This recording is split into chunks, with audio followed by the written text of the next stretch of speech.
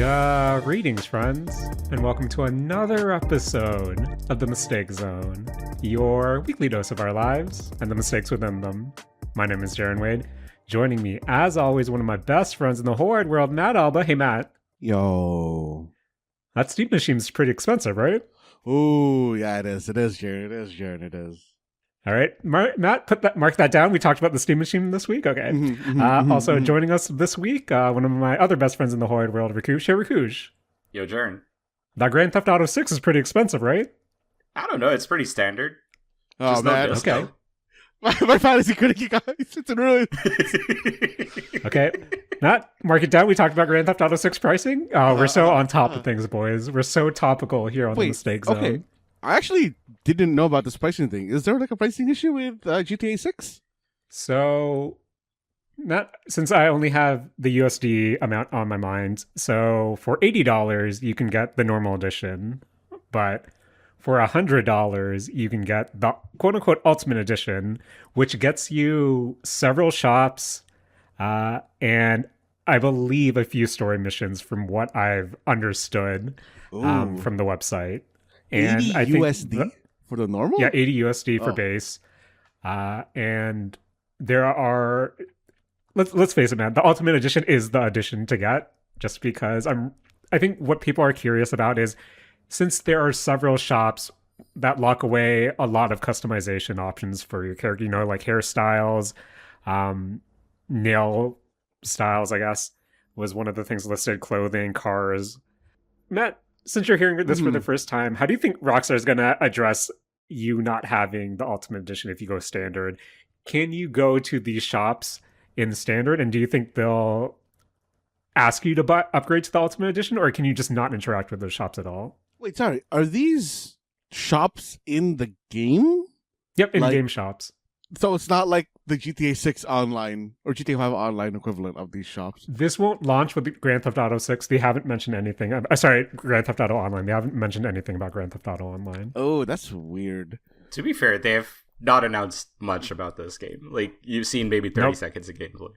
I love how everyone speculated there was going to be a trailer drop for the pre-orders, and it was like, no, here's a website with 62 more images. Let the YouTube algorithm dissect this for hour-long content. I think they don't need to make one. Yeah, to be honest. Yep. All I saw for it was on the PS5, when you open it up, the PlayStation Store icon, the backdrop has like the GTA 6 marketing on it.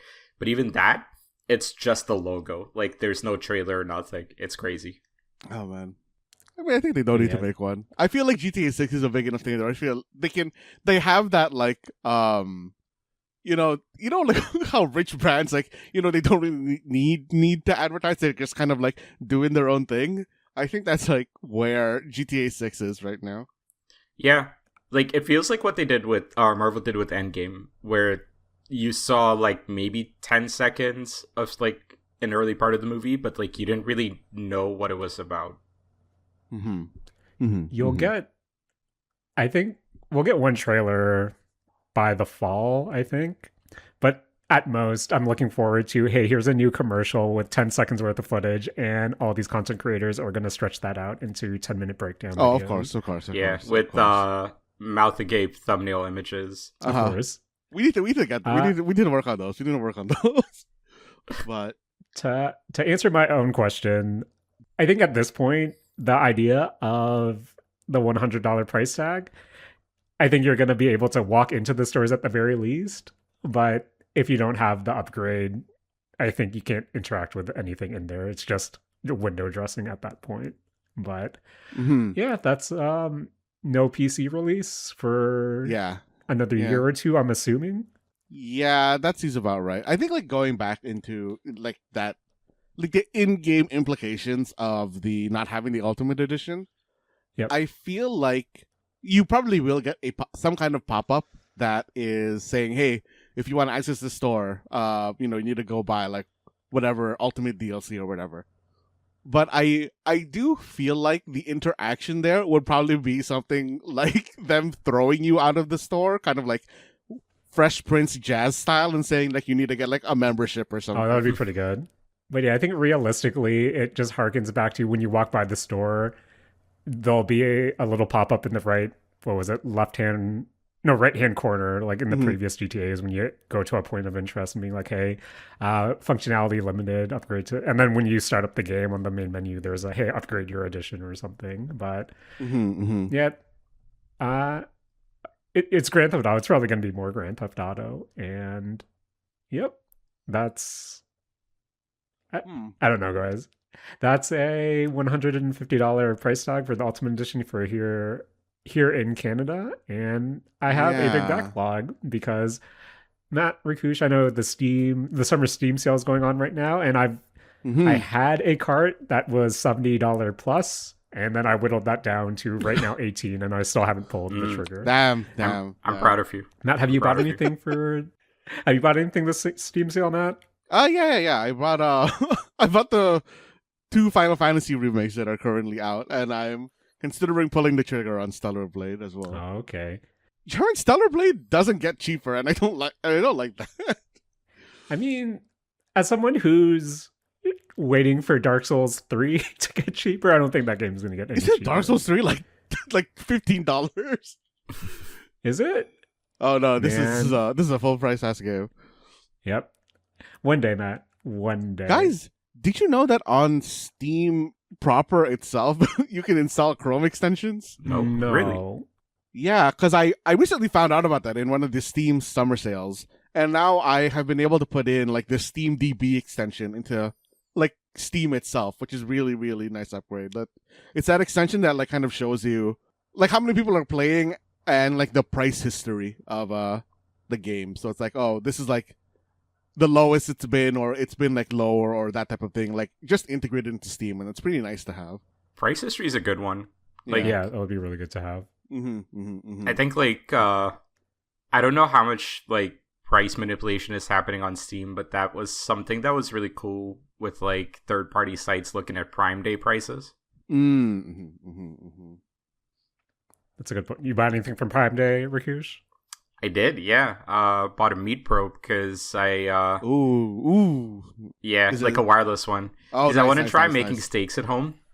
So I'm like famously bad at making beef at home. Basically, like I will always overcook it. And so I don't actually try making steaks at home. But yeah, I think this seems like a very reliable method. So like I was looking into like reverse searing steaks and stuff like that. So let's see. Could be fun. Oh man. Sounds delicious. But boys, I'm looking at Steam because you know me, I like going through the Steam recommended queue just to see what it might serve me, and then I get my 3 stickers from the event. And Matt, sometimes once I get my 3 stickers, I'll just keep scrolling through the queue just to see what's out there. And I came across a few escape room games, which Matt kept going through because oh man, I have no interest in playing an escape room game on Steam. But as someone who has enjoyed his time in IRL escape rooms, I think they're pretty neat. Hey, Rakush. What up, Jaren? What have you been up to lately? Trying to escape rooms, Jaren. no, you get trapped in your washroom again, Rakush. Listen, I famously, good at escaping rooms with, ingenuity and stuff like that. Now that you mention it, that is just a straight up escape room. So I've done 3 escape rooms in my life now. That's Nice, wild. congrats. It was a primer for. It was a primer. Your new title as Mistake Zone Escape Room Enthusiast. Escape room enthusiast does roll off the tongue. That's pretty good. Yeah, I a couple of weeks back ended up going to an escape room for a friend's birthday, and I don't have a lot of experience outside of being trapped in my bathroom with going to escape rooms. So like I was kind of curious to see how like it would be. I'd never been to one before. I was already like in advance apologizing to my friend because I was like, just guaranteeing you're gonna be tilted with me by the end of it. So yeah, like just bracing for like a disaster to happen. But no, I think overall like it was a fun experience. I think like one of the things that I didn't necessarily connect in my brain about this would be how sort of like interactive the whole thing, like physically interactive the whole thing is, right? Like I just couldn't imagine it. Also, part of it is because most escape rooms you look up, they don't actually post photos of the room online because, like trying to protect the secrets and IP and stuff like that, right? So totally fair. But then, like, we went to Enigma Escape Room that's downtown Toronto, and we ended up doing 2 of their escape rooms. The first one was the Lost Treasure, and the second one was Jungle Safari. Now, anyone listening who might be familiar with escape rooms, maybe the difficulty rating is relevant to you guys. The one thing I will say is I didn't personally find, like, the difficulty being all that, like, different from each other. But, like, Lost Treasure is marked as, like, a 3-star difficulty out of 5, and Jungle Safari is a 5-star difficulty out of 5. Now, I say that, but with Jungle Safari, like, we definitely ended up using, like, a lot more hints and stuff as well. So, like, that was maybe contradicting. But before I go any further, like, what are your experiences with escape rooms in general? I know, Jaren, you mentioned, like, not necessarily something you're super duper into, but, like, have you ever even been to one before?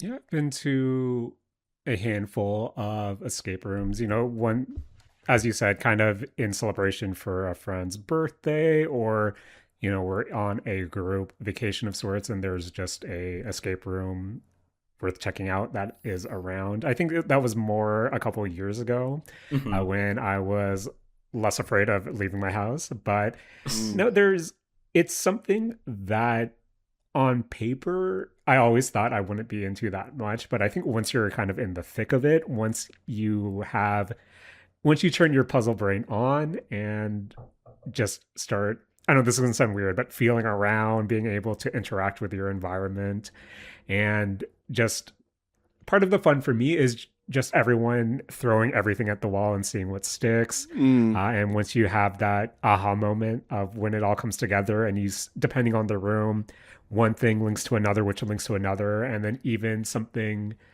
you thought might not be relevant to what you're doing, you run back to minutes later just to see if it fits. And I think once a good, like a well-designed escape room, I think is really thrilling if you're in the right mindset and with a lot of people. Because, you know, as you said, Rakush, when it's your first time and you go with people who are more experienced, you are apologizing at first, saying, oh, you know, hopefully I don't get in everyone's way. But I think a good escape room is inviting. It gets everyone involved and, like, actually gets you to have fun. So, I've had fun, my fair share of fun, more than I thought I would. But how about you, Matt? As someone who likes, I associate you with also physical puzzle games as well. How does that translate to actually going to escaping a room? I've been to kind of 2 escape rooms in real life, and I play weirdly, I found escape room games pretty often online. And I mean, like, generally, I play them enough that I do enjoy the kind of a puzzle solving aspect of these. I don't care. How many people do you guys do your escape rooms with? So it was just me and my friend. So that was just 2. Okay. Because Jaren, do you have a lot of people by any chance? The least amount of people I've done it with was 2 other people. The most I've done it with was 4 other people. Okay. So, question around that.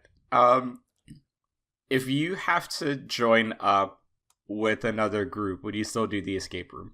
I'm not doing it with another group. Yeah, personally, no. Okay. I was doing, because I wasn't sure. I thought maybe you guys would be able to lend perspective on this, but I think maybe not. Because when I was doing them with work, we were kind of doing them with big groups of, like, it was like 8 to 10 people in these groups. Those are beefy boys. Yeah. Yeah. And I was comparing it to, like, my online experiences, which is just, like, me with, like, 2 other people for the most part. Like, sometimes 3 other people. And I found that, for me at least, I don't know if it was just it also being in the comfort of my own home, but doing escape rooms with less people, I feel, is better. Just because, while you do have the advantage of, like, hey, you have multiple people kind of like finding clues and stuff with more people, you also lose out a lot on the like I guess the puzzle experience when there is more people. And I feel like there is like a certain sweet spot with the amount of people you want to do an escape room with. Yeah. Mm-hmm. I think I see what you're saying. Like, I don't know if I'd want to go more than 4 people. Mm-hmm. Yeah, I do think that like 5 is like maybe the maximum, and I think 5 is maybe even like probably pushing it.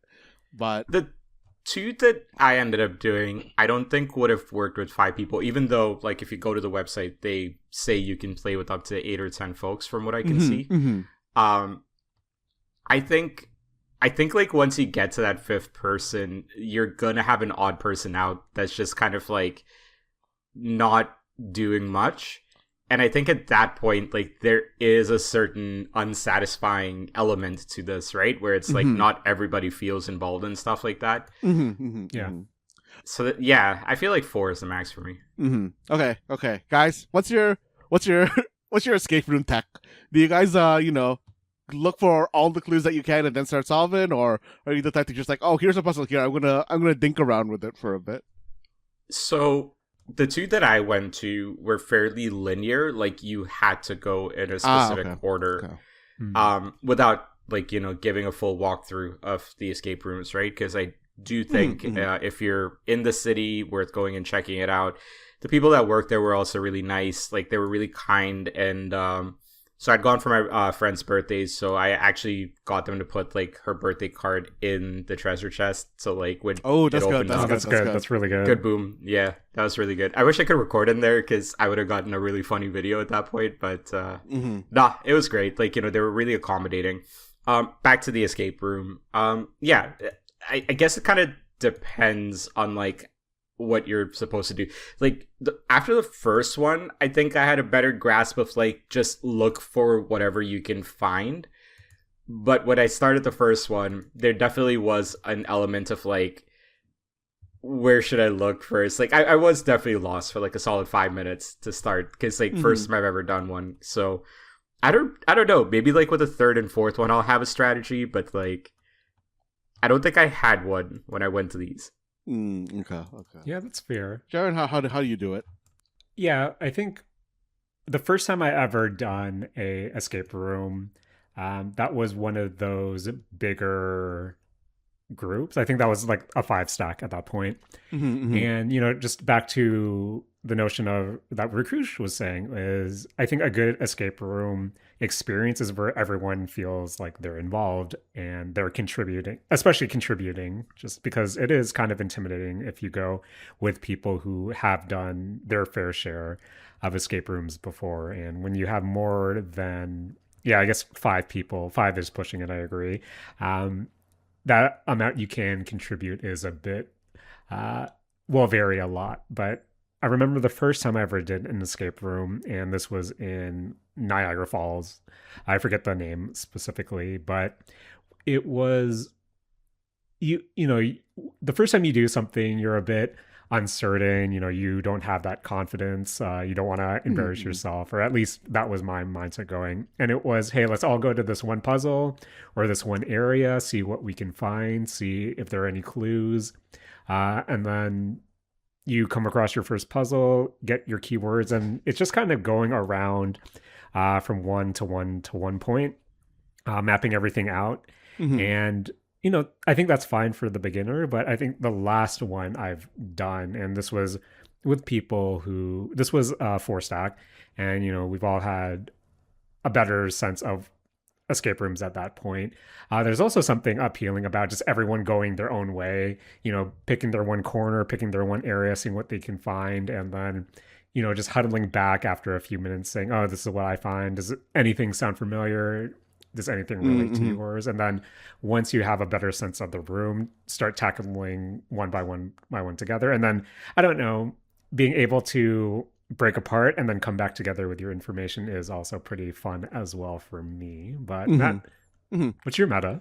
I mean, I think I follow the kind of like basically what you said for the second part, where kind of just everybody's looking around on their own, and then we would kind of just bring all the clues together at like or anything we think is a clue, at least, to like one central part, whether it is like kind of like an easily accessible part of the room, or in online case just a Discord, and we're just sending screenshots in there like is this a thing, is this a thing? And I don't know, I like that way better, just because you at least, even if you're not going to be solving the puzzle really yourself, you at least have an inkling of like, oh, this puzzle existed, and you could kind of, at least like understand how it worked for that person solving it.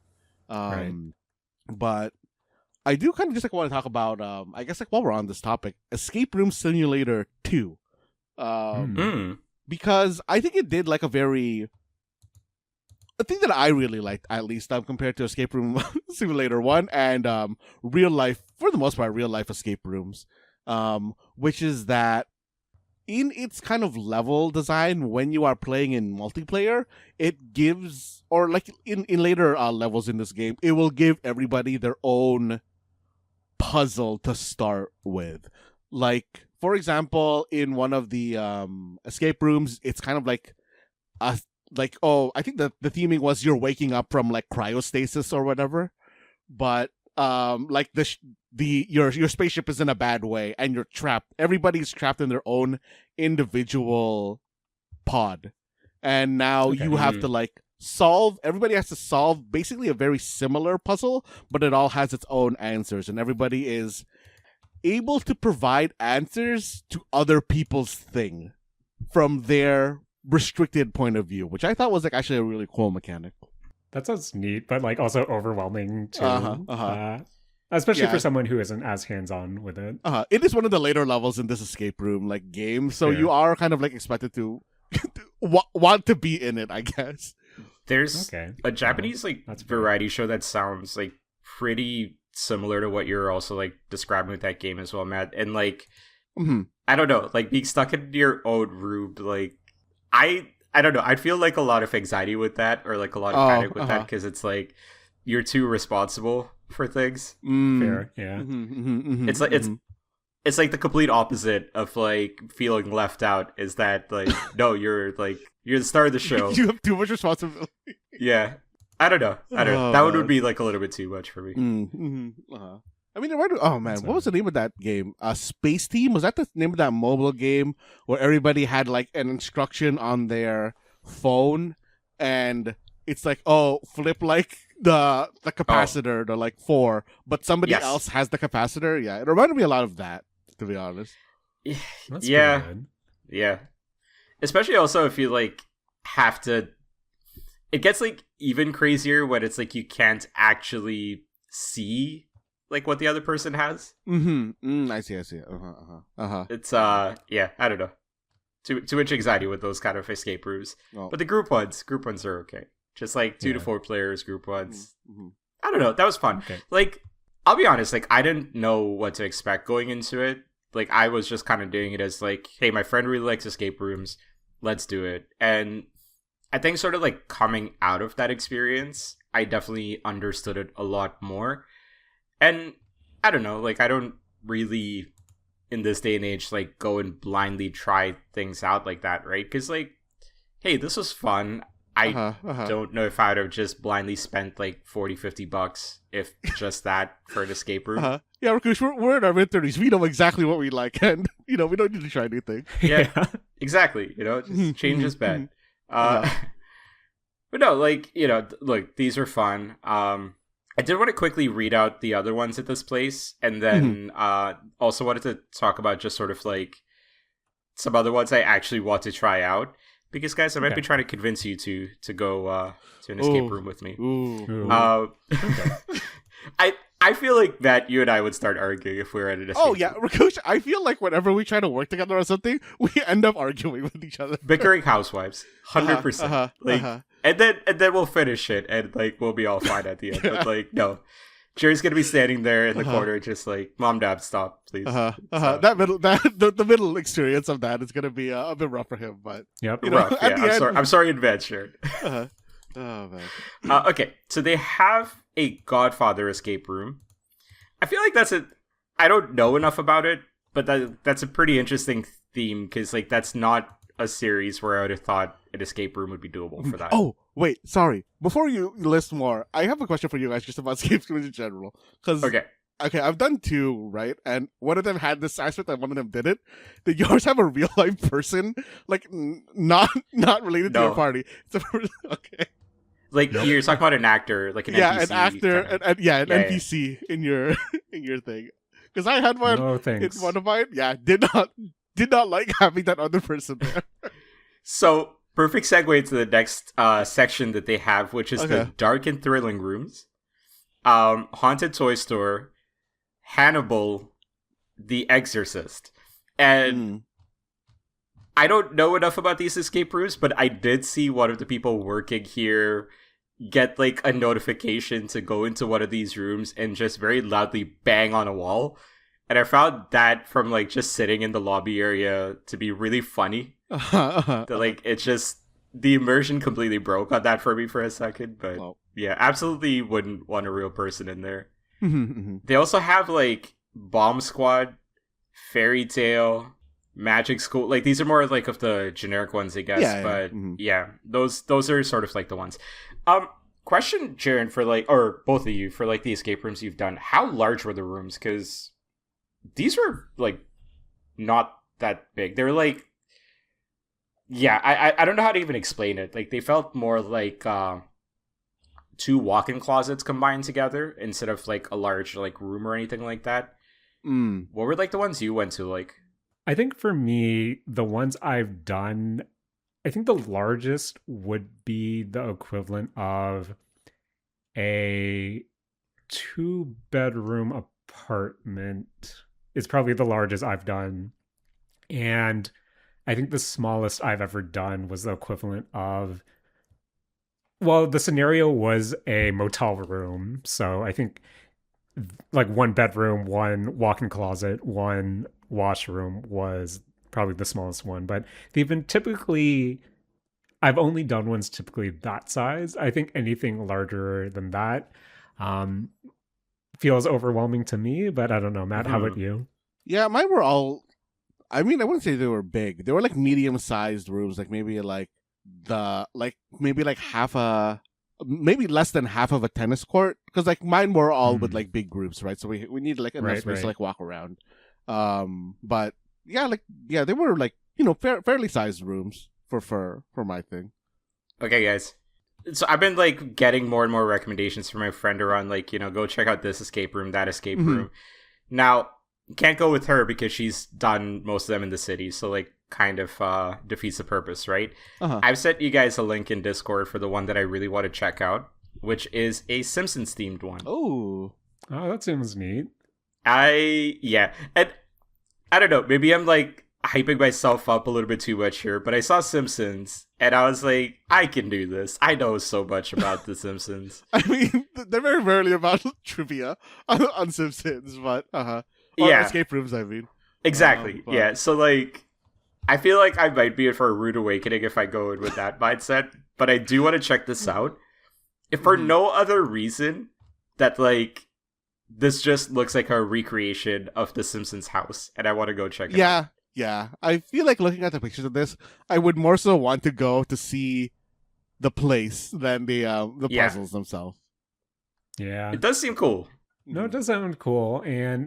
But yeah, I think I agree with Matt. It's more so I would just want to see a nice Simpsons themed locale and kind of just walk around rather than try to solve something. Because Rakush, I'm looking at the difficulty right now. This is 4 out of 5, I believe. 60-minute duration, give or take.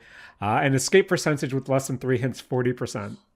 I think it's doable. I think it's doable with less than 3 hints. This is very close to me. Well, I was trying not to dox you there, by the way. Yeah, well, it's fine. I think I doxed myself plenty of times on this. All right, friends. Yeah. Maybe this will be the team building activity for the quarter. Just see, we're no longer doing the mistake zone after coming to creative differences in an escape room. Yep. we can drag Mark along and see if what he thinks. That's how you know we'll have made it, guys, is when we have to like do an explanation video that's like 15-20 minutes of just us being like addressing the recent situation.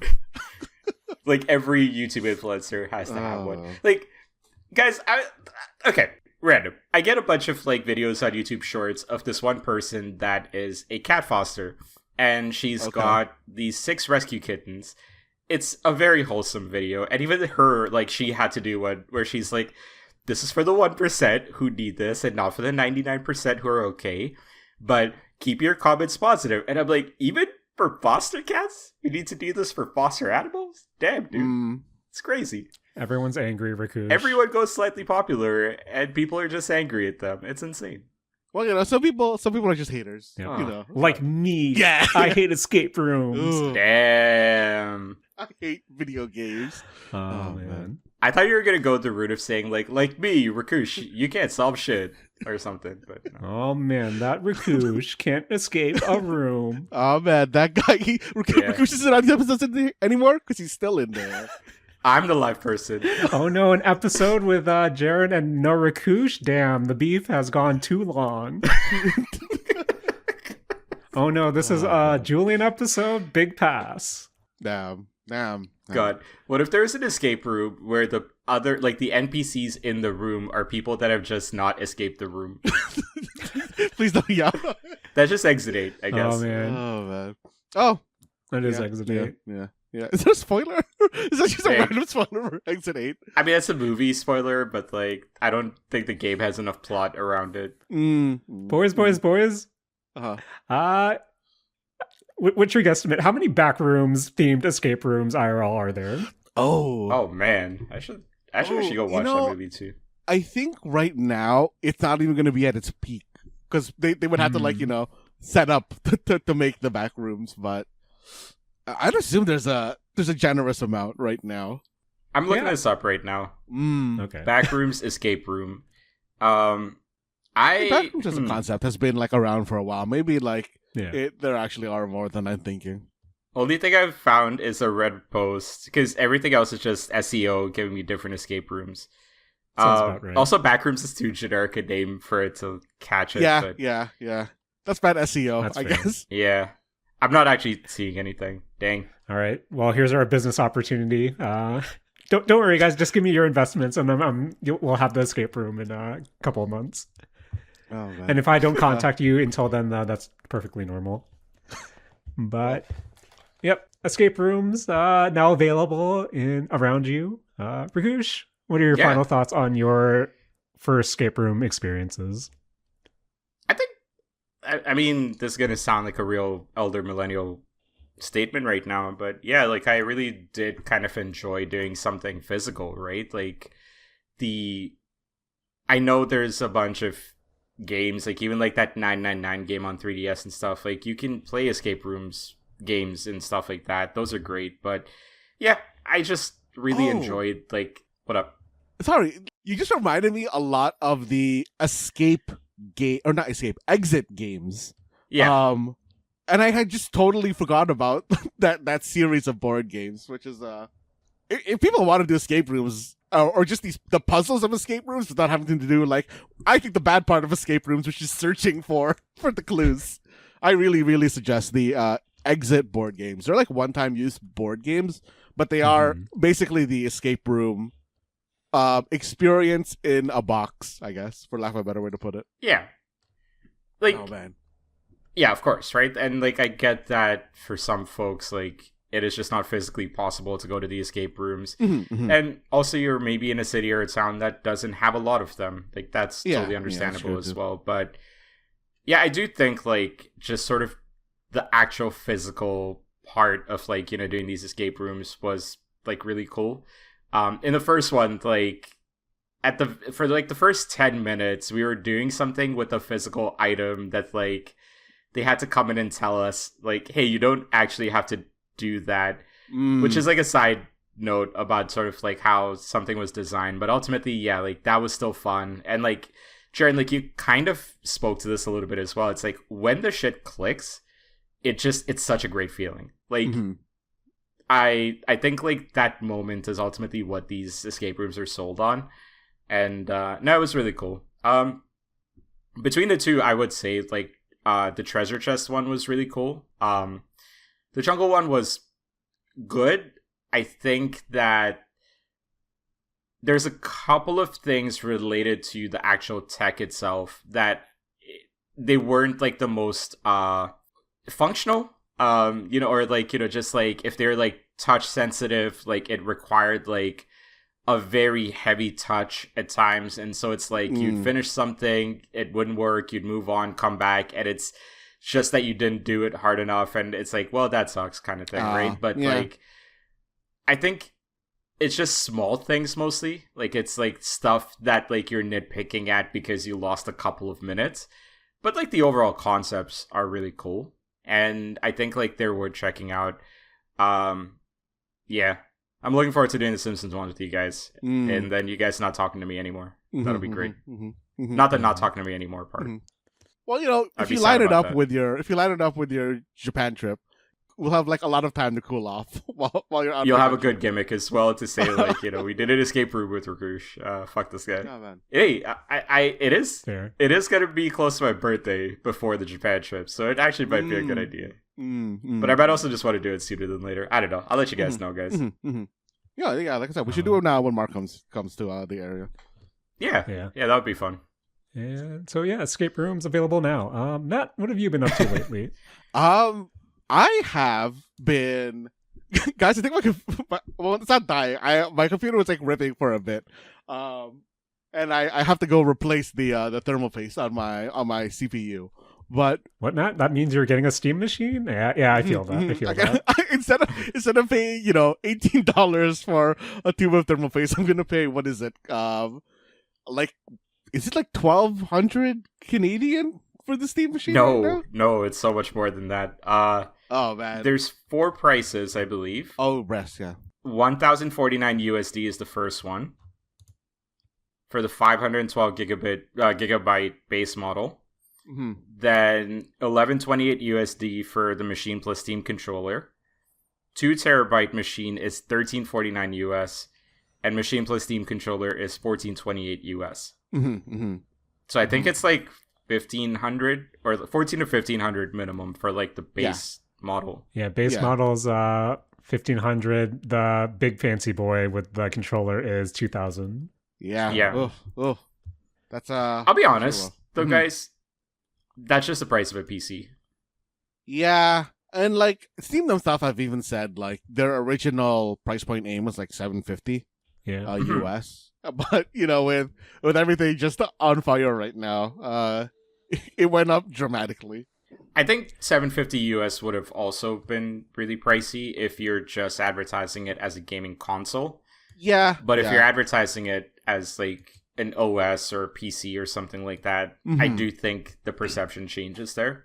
Yeah, for sure. But a little pricey. Yeah. Pricey. Just a little pricey. Just a little pricey. I do think it's like, again, I do think it's because it is just being advertised as a gaming console, right? And I've been listening to a couple of podcasts about this too. Jeff Gersman does a solo show. Like he was talking about how the manufacturing for the Steam machine is getting screwed pretty bad because of the RAM shortage, because they're not buying the parts in bulk. And so, or not in the same amount of bulk as say like, the giants are, right? So like that's probably causing a bunch of issues and everything as well. But also, like, I don't know. I think like even at $750 US, like would you guys have been okay with this? I don't know. I think back to the Steam Deck, but that was a lifetime ago at this point. And if it was at a similar price point as what I paid for the Steam Deck for the big fancy boy back when it launched, which I believe was around 800 Canadian at that point, I'd entertain it. But especially, like, I do understand with the current prices. And I'm at that point where I'm looking at, those pre-built PCs on sale at Staples and seeing, is this worth buying just to gut it and use rando parts to upgrade my PC at that point? But at 2,000 Canadian, and for what you get, like, there's no way I'm entertaining that at all. Yeah. Yeah. If I were in the market for a new PC, sure, right? Like maybe that's something on the table, but yeah, like not for that. Yeah. Good luck Mhm. to them. Yeah, I think you really need to kind of like actually where I am kind of landing with the Steam controller now is that you really need to want to interact with this thing specifically. There is a lot of better alternatives for cheaper if you just want something that is about that experience or like close to that experience. And like I think unfortunately that is where the Steam machine is falling. And guys, I'm really hoping that the Steam frame isn't absurdly expensive. Wait, remind me what the Steam frame is again. It is the it's like the VR goggle thing that they have. That's basically They're still trying VR? yeah, they're still trying VR. Like I know it is like it's a very niche thing, but it is still like a thing that I like keeping my eye on, and I feel like even if it is going to be kind of expensive, it is I guess like enthusiast level thing that I am like just interested in as a piece of technology. Yeah, I can't say anything because I buy Pokemon cards and other TCG to rip and think, man. wow, that was not a great use of money. But that's Jaren, never I've been good. seeing that people now are kind of just like checking stores to see if their online store shows, hey, we have stock, going to the store, seeing that they don't have stock, and now they are like scavenging the store, like they're lifting up shelves and stuff. Have you ever tried doing that? I have I haven't lifted up a aisle piece to see if something fell in between. It's it's rough, guys. It's real rough. Oh man. Rakush has one piece. I'm not collecting anymore. No. I think it's like a combination of like a few different expenses coming up, but like I do think ultimately like it's far too expensive. And I don't know, Jaren, like maybe you can correct me on this one because I don't exactly know how prices fluctuate for cards, but like once a price goes up, how frequently is it ever going to come back down to like regular or like previous numbers? As someone who's been saying, "Oh, this Pokemon market's going to crash," for the past 2 years, Rakush, all I'm going to say is when you go to Japan, if you're at the the Bandai Namco store, and there are a bunch of One Piece cards there, you should probably buy a bunch, and you could probably make your money back real quick. The Japanese cards, really? Yep. Where I'm looking, I remember buying the Heroines box for like $50, and those are going for, if you can find a buyer here, you can easily make like $200 on those. See, big if. My thing is big if. Fair. I'm also not trying to resell, right? Like, I wasn't buying those cards to sell. Like, I was buying them because, like, to collect. And now I guess, like, I've got a shitload of these extra cards that I'm, like, doing the stencil and stuff. But, like, I think, like, I don't know. Like, every time I watch a video about these things as well, and I know this is a little bit sort of, apologies for coming across a little bit holier than thou with this kind of conversation when, like, I'm buying cards myself and I'm part of the system too, right? But, like, it does suck to see, like, sometimes, like, I'll walk into, like, one of the card stores, like, in, like, the neighborhood and stuff like that, and, like, you'll just see, like, Lucy cards just, like, thrown into a box or, like, sometimes straight up into the garbage bin, and, like, there's really no entry level to like actually play these games anymore. Like I think that's the part where it's no one is buying it to play it. And again, I am part of that problem too. Like I am fully acknowledging that as well, right? But like there's just like no version of like buying these cards or no system or ecosystem to buy these cards that is just to play the game.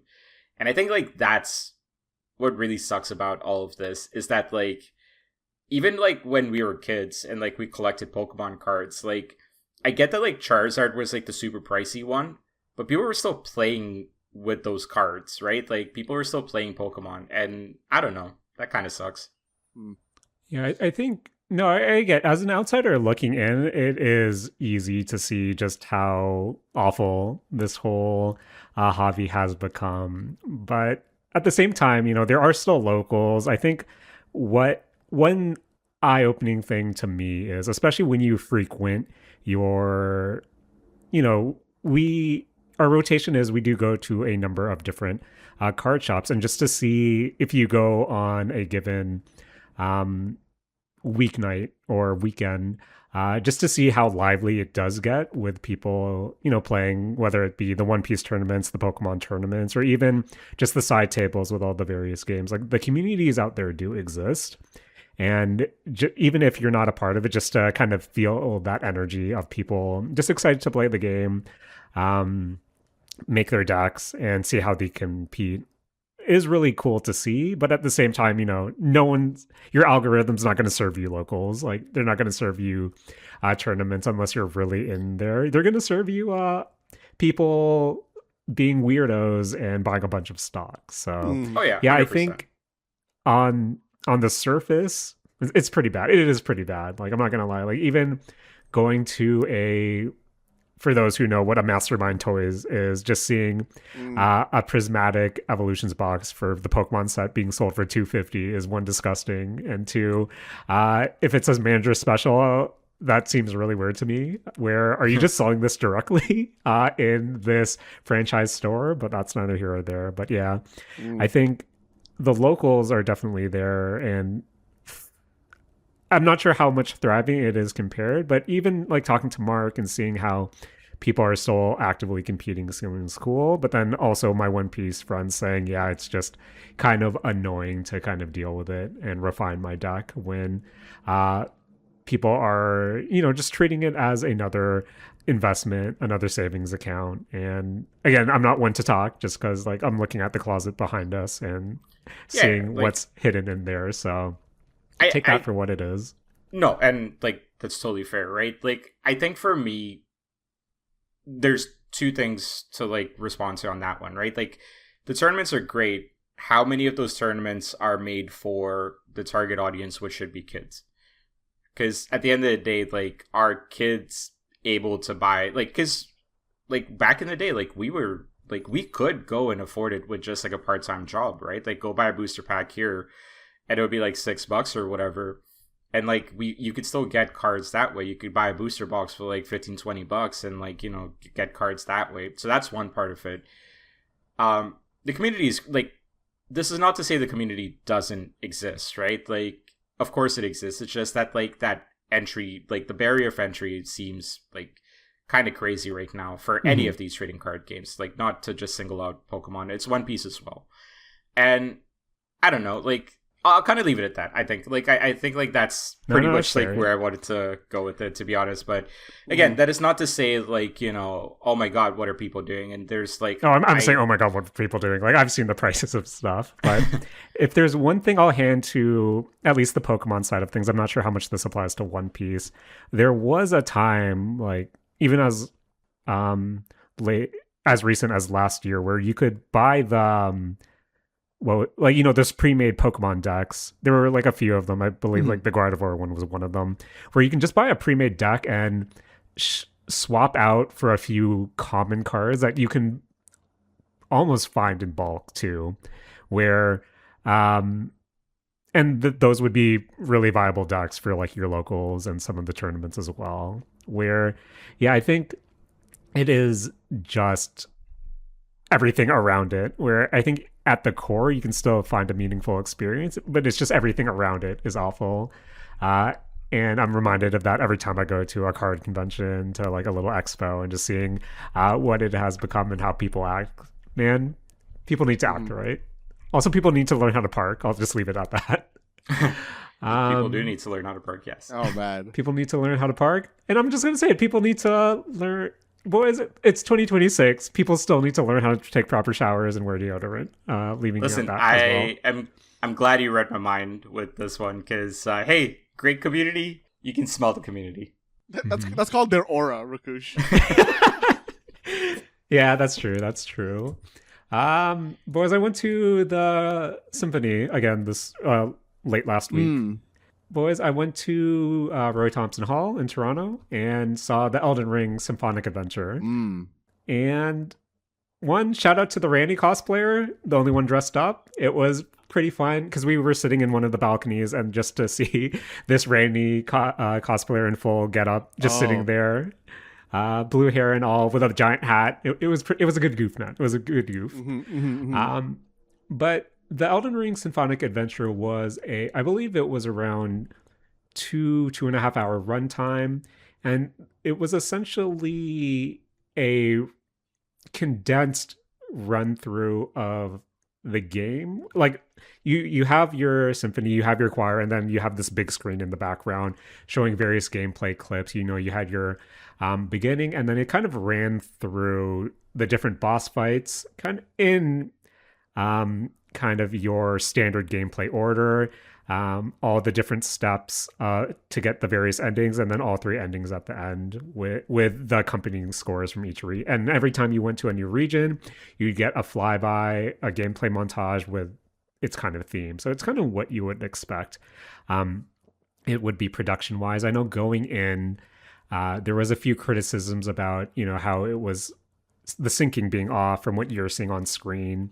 And at least for the Toronto show that we went to, it was pretty spot on, no desyncs. And overall, it just reminded me how much, how well produced the music was for the game. Some of those boss themes did come back to me.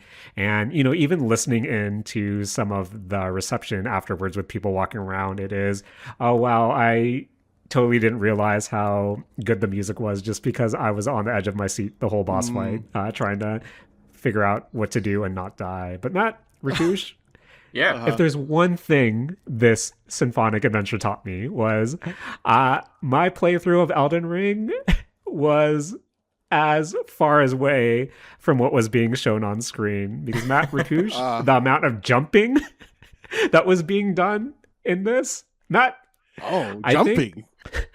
In this 2.5 hour presentation of gameplay footage, there was more jumping in this than my 200-hour playthrough of Elden Ring as a whole. To see people jumping to avoid attacks was alien to me. I thought, wow, this doesn't make sense. I don't think I've jumped to avoid an attack in that game. Like dodge rolls, sure, but I don't know if I've ever jumped to avoid an attack. The amount of times they put a boss into a stun state and then they did the sword thrusting animation, way more than my playthrough. I don't understand. I thought people would just prep their mage buffs and then do one common Azure and then finish off. Matt, there's one common Azure in this whole presentation. I mean, okay, I was hoping that there would be at least one. At least one. Where it was, I don't know, it was fun just to see a montage of different things and remind me how much I enjoyed Elden Ring. Where what I did like was the concert etiquette, just because even after the first section, when they did the introductory, everyone was silent, just because I think everyone was trying to be respectful. And even the conductor looked around and tried to hype everyone up, and it was, oh, okay, now the floodgates are open. So in between every segment, they waited for applause, and that gave everyone the opportunity to clap and talk and stuff. But overall, it was a fun time. I'm trying to think what other experience, I'm still hopeful to go to the Nier experience. I know tickets are available now. I'm just not sure if the dates will line up. But yeah, Matt, Rakush, is there any video game I guess soundtrack that comes to your mind that you wouldn't mind seeing a orchestra version of? I really wanted to go check out the Final Fantasy 16 one that happened, I want to say last year, but just not enough people to go with, and I didn't want to go by myself. So kind of regret that. Outside of that, yeah, just Square Enix keeps putting these concerts on regularly. I'm sure Skyrim or Elder Scrolls will get ones again. It's that's a pretty popular one for orchestral music. I feel like this isn't necessarily an orchestra, but more a concert. But I would love to see one for Red Dead. That would be a good one. Just Yeah. musical experience. Yeah. Because like I do keep thinking quite frequently around like those video game award performances for the original Red Dead and for like Red Dead 2 as well. And yeah, like I would love to see that in person. That'd be pretty neat. Mm. How about you, Matt? Is there anything you would consider venturing out for? Okay, I think this isn't specifically just for the music part of it, because I would also really want a kind of like show to go along with this. But I would really love to see a live version of like Rhythm Heaven. Oh, that'd be neat. That'd be kind of neat. So you just want to watch a speed run, is what you're saying? Well, not. I don't really want to watch a speed run. I want to watch like a live action, I guess is more Right. correct. That's a speed run. I mean, I think a think speed run is different from a live action.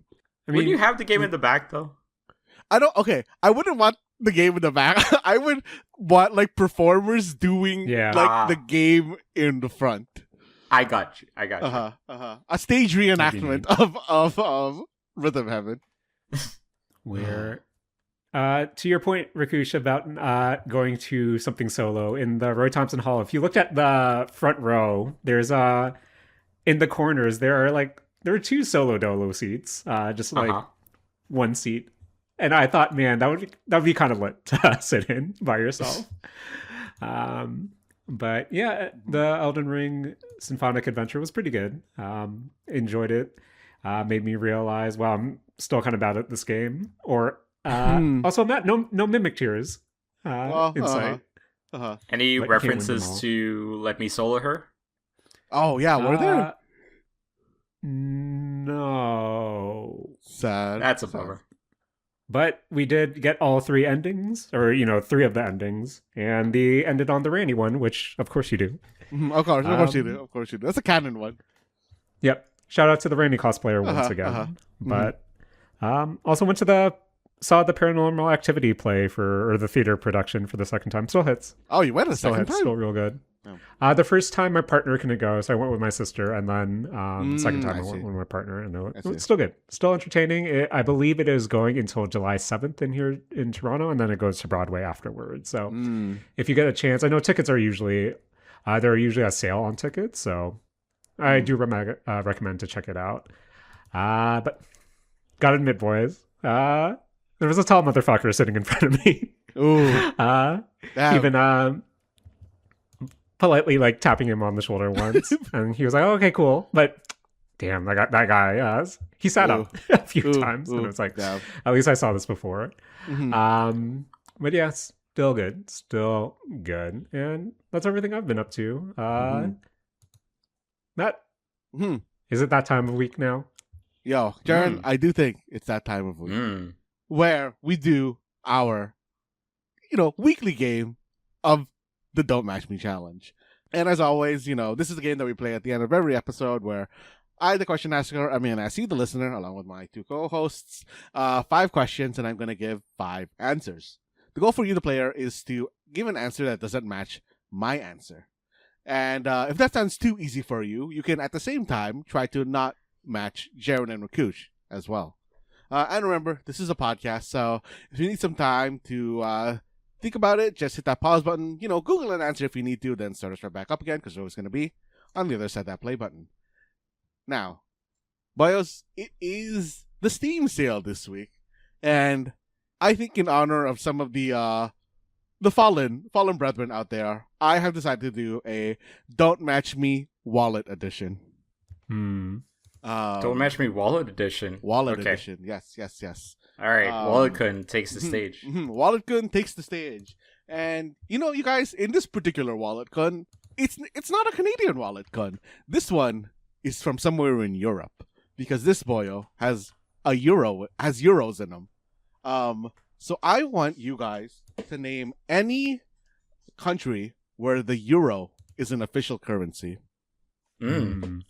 You are basically asking, like, name a country in the European Union, by the way, right? Yeah, okay, before I wrote this question, I thought every country in Europe used the euro, and I was wrong about that. But technically there's exchange rates and stuff. Yeah, but yeah. Or okay, I thought everyone used it as an official currency, but there were some that didn't use it as like a official currency. But yeah, name the country where the euro was an official currency. In 3, 2, 1, I went with Greece. Mm. Cool Jared? movie as well. Mm-hmm. Jaren, where'd you go? I went with the country I last spent a euro in, and that was Spain. Ooh. Rakush, how about you? I'm going with Denmark because I ate a Danish this morning. Ooh. Are Denmark's Danish? Or wait, no. Other way. Danishes are from Denmark? Wait, are they wait, hang on. I think I'm losing my mind. Okay, never mind. Rakush, I think according to Google, you're wrong. What? Hold on. Denmark's one of the 6 EU member states that have not adopted the euro and maintained their own independent national currency. Oh, I'm fine with being wrong about that. Whatever. I'll still go with that answer. Okay. I just don't want to be wrong about the, Danish. Okay. No. Yeah. Fuck. Okay. You guys, on Steam in particular, you can't always use, real life money. So I want you guys to name any digital wallet service. So, there's a lot of companies out there stealing our money information. I just want you to name one of the wallets that they're using to steal it. Oh, like OTT pay stuff? Mm-hmm. Okay. So name that digital wallet in 3, 2, 1. I'm going with the wallet where all my Google rewards are going. I'm going with the Google wallet.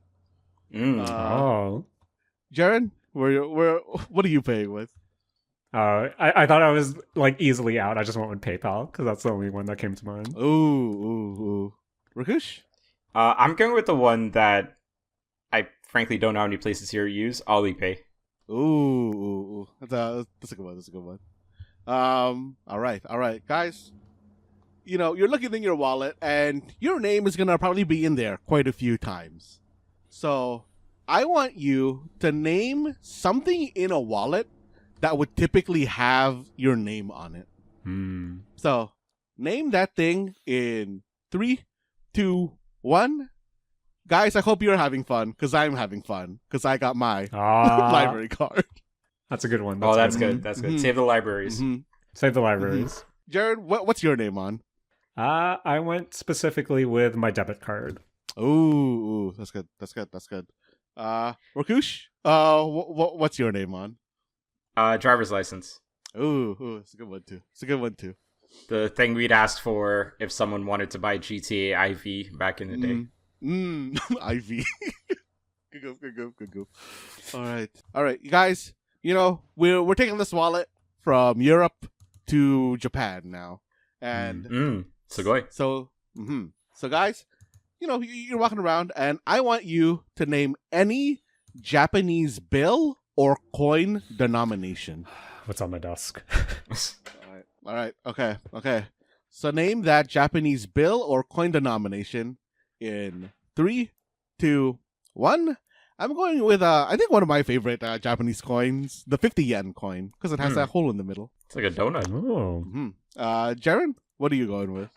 I'm going with the one on my desk. And fun fact, I had to break a bill to buy one of Rakush's gifts that I still haven't given him with a 100 yen coin. Ooh. Rakush, what are you going with? I'm going with the 2,000 yen note because of how just infamously infrequently it's used. Oh, that's good. Guys,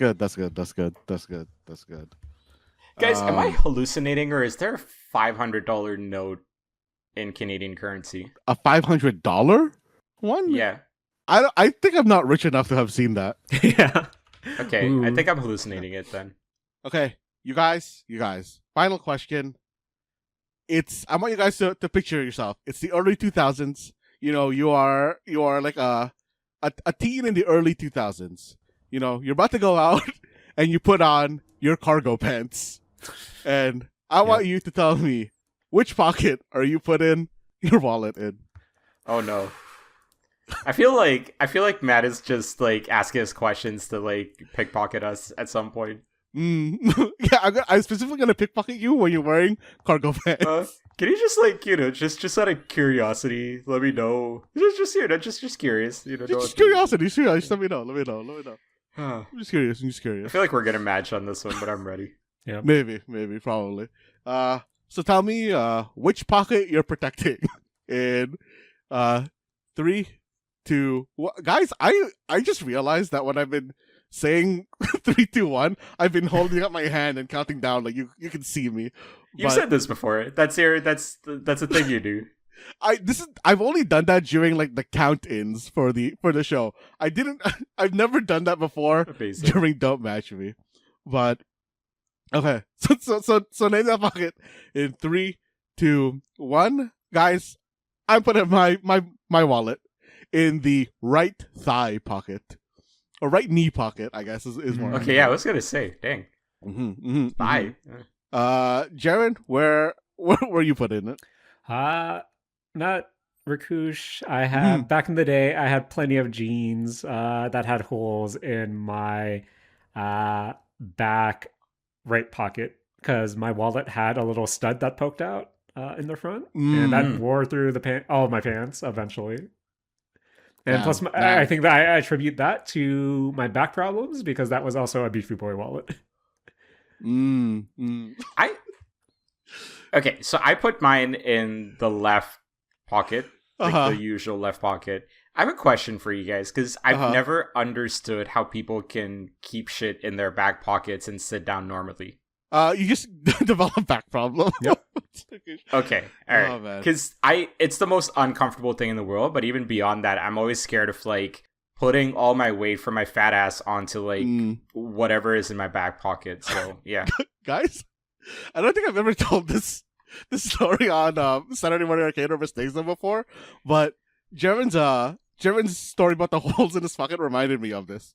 During my first trip to Japan, I guess I like developed a hole in like the pocket where I put my wallet, which was like my back right pocket, and I think I like had too forcefully put my wallet into my back pocket that I ripped the pocket off of my pants and it was just fucking fell straight off. And I remember this specifically that I had just gotten off the Shinkansen and I was by myself in Nagoya when this happened. And I'm like, oh no.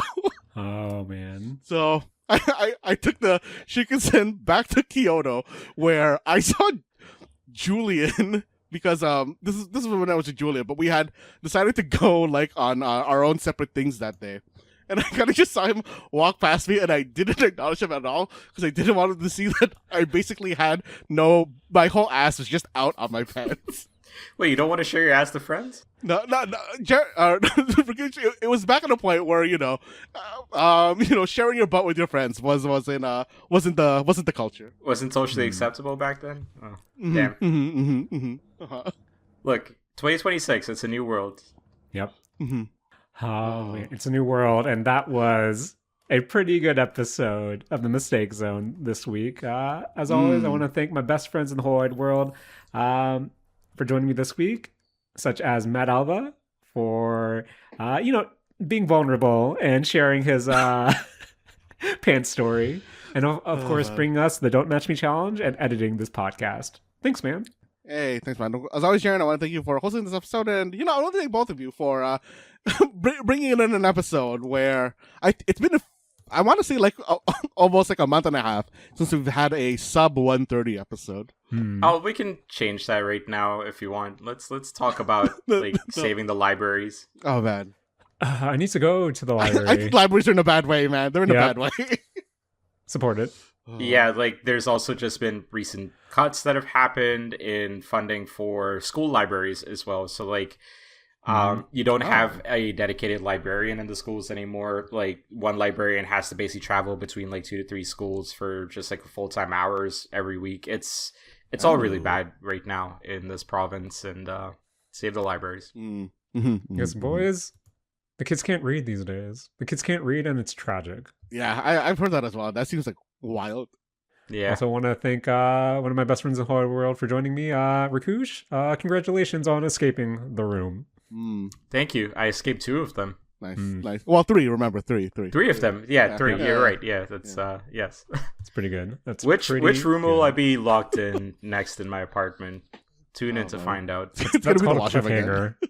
That's a cliffhanger. That's a good one. That's a good one. Yeah. Okay, and boys, I'm gonna sort through my Steam wish list because I really need to clean that up. Ooh, no. I desperately need to clean this up. That's too hard of a challenge. It's too hard of a challenge. Matt Rakush, I have the oldest game on my Steam wish list. Let me bring that up. I have the general year, but I'm going to scroll all the way to the bottom. It is Jazz Punk Director's Cut, added on February 7th, 2014. Ooh. And I feel like that's just a legacy thing to have on my wish list right now. Where I gotta be honest, every time I like sign in to Steam like once every 3 to 4 months, it feels like the equivalent of like going into your attic and blowing the dust off something that you haven't seen in like a year. Yep. Well, I use Steam every day, so I haven't in a long time. need to get that counter up for the end of the year. But My oldest thing on my Steam wish list is Face Rig. you ever gonna get face rigged out? Oh, did I cut out? No, Matt. I think Matt cut out. Oh, okay. Rakush, take it away. This has been Saturday Morning Arcade, and we're all out of Matt. Rakush is the mistake zone. This has been the Mistake Zone, and we're all out of Rakush making or confusing the Mistake Zone for Saturday Morning Arcade. Yes. Oh, God.